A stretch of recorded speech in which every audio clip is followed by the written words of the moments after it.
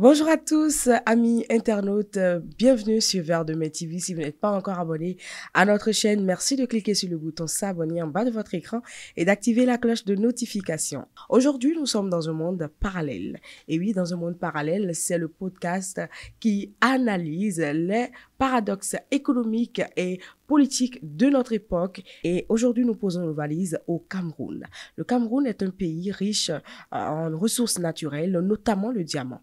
Mais c'est un pays qui trouve une grande partie de sa population dans une pauvreté qui ne dit pas son nom.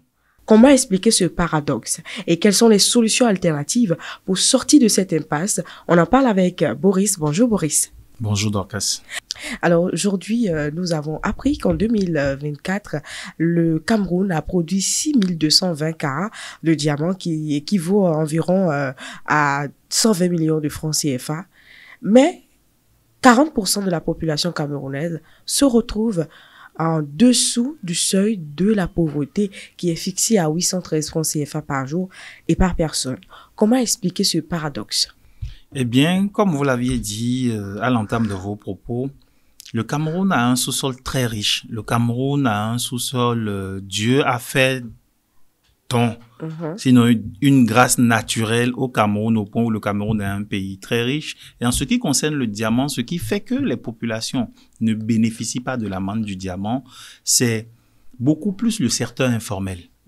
C'est le secteur informel qui est actif dans le domaine et la contrebande aussi liée à ça. En 2024, comme vous l'aviez souligné tout à l'heure, l'État du Cameroun a fait pour recette 120 millions de francs CFA en une année pour l'exploitation du diamant. Comprenez avec moi que avec un tel montant, on ne pourra pas développer les infrastructures socio-communautaires, on ne pourra pas construire des écoles, on ne pourra pas construire des routes.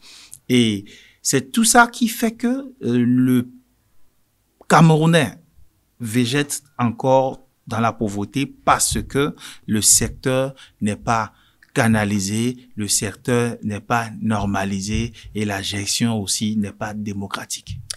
Donc, on comprend que le secteur informel, la contrebande sont les épines qui étouffent la rose du diamant au Cameroun. Mais dans un monde parallèle, comment les choses se seraient-ils présentées? Je vais vous emmener, comme vous l'aviez dit, dans un monde parallèle. Moi, je vais vous amener dans un pays imaginaire.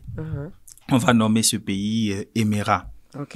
Émirat est un pays où le premier amendement de sa constitution est la démocratie économique. Et qui dit démocratie économique, dit justice sociale, dit partage des patrimoines, dit organisation orthodoxe de la société. Les gouverneurs d'Émirat, qui est un pays imaginaire comme je vous l'ai dit tout à l'heure, ont instauré une rigueur de gestion, une transparence, une équité et une justice dans ce qui est des affaires de gestion de la société. Parce que, à Émirat, les richesses en réalité ne sont pas l'émanation d'une caste ou d'un individu. Parce qu'on est conscient que les richesses sont des dons de Dieu. C'est Dieu qui a mis les diamants dans le sol, l'or dans le sous-sol et tout. Donc, on a éduqué la population au fait que c'est un bien commun dont tout le monde devrait partager les bénéfices. Et c'est ça qui fait que, au niveau d'Émirat, toute une sorte ou une panoplie d'infrastructures ont été mises en place pour que tout le monde puisse bénéficier de ce patrimoine.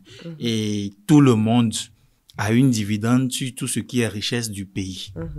Alors, on remarque donc que dans votre pays imaginaire, Émirat, bien évidemment, la démocratie économique fait son poids, le principe de dividende social, de biens communs sont bien considérés, sont mis en pratique, mais lorsque nous ramenons ça dans le contexte camerounais, qu'est-ce que ça donne? Comment est-ce que vous arrivez à expliquer le dividende social, le bien commun dans le contexte camerounais? Je vais commencer par le dividende social. C'est un peu comme si vous allez déposer de l'argent à la banque et à la fin d'un exercice, ça peut être mensuel ou annuel, votre argent génère des dividendes qu'on vous partage. Donc, c'est ce modèle-là que la démocratie économique qui est promu par l'Institut Louis Even au Canada implémente pour que les sociétés s'approprient le fait que la richesse du sous-sol nous appartient tous puisque c'est un don de Dieu.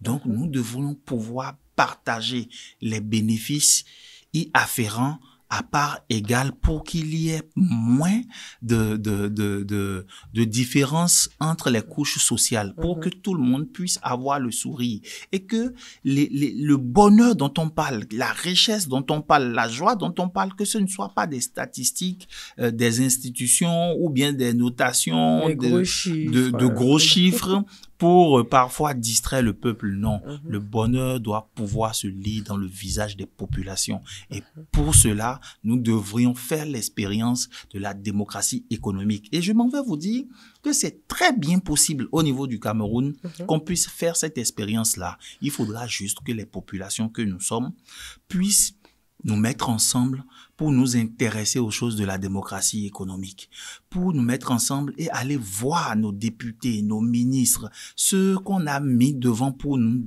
gérer, nous diriger, on puisse leur parler de ça, on puisse les amener. Puisqu'on a fait l'expérience de la démocratie politique, il va falloir maintenant qu'on expérimente, la démocratie économique qui n'est que le partage des biens, des ressources dont Dieu nous a fait grâce équitablement pour que tout le monde puisse en bénéficier. Donc, au Cameroun, c'est très possible. Il va falloir que les dirigeants, ceux qui légifèrent au niveau des assemblées, au niveau du gouvernement, puissent se mettre ensemble pour faire cette proposition, pour développer ce concept-là, vulgariser, éduquer les populations au fait que c'est un bien commun dont tout le monde a droit. Et avec ça, on aura des populations épanouies et on sera dans un monde meilleur. Merci beaucoup, Boris. Amis internautes, voilà ce que nous pouvons vous dire par rapport à la richesse naturelle du Cameroun. Comment sortir de l'impasse,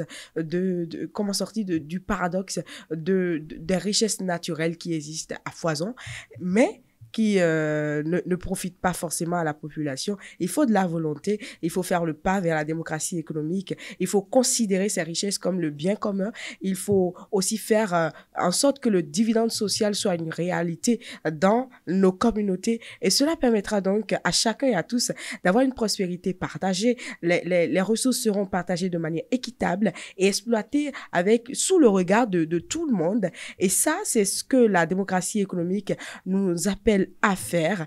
Et donc, si vous voulez en savoir plus sur la démocratie économique, rendez-vous sur notre site internet www.verdedemain.org ou sur nos canaux digitaux Facebook, Twitter, Instagram et bien entendu TikTok et aussi YouTube où nous vous invitons à vous abonner en cliquant sur le bouton s'abonner et en activant aussi la cloche de notification. Nous, on vous retrouve très prochainement toujours avec le même plaisir. Au revoir.